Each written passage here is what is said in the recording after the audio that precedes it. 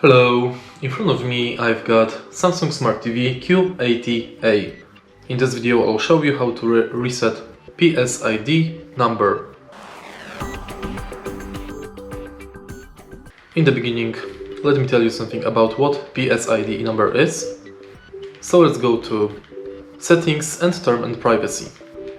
Scroll all the way down and right here we've got Reset PSID button. A PSID is a unique resetable ID for personalized services. It is an anonymous ID that gives you full control. You can reset your PSID at any time.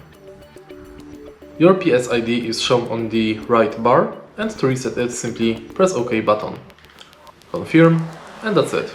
If you find this video helpful, please leave like, comment and subscribe.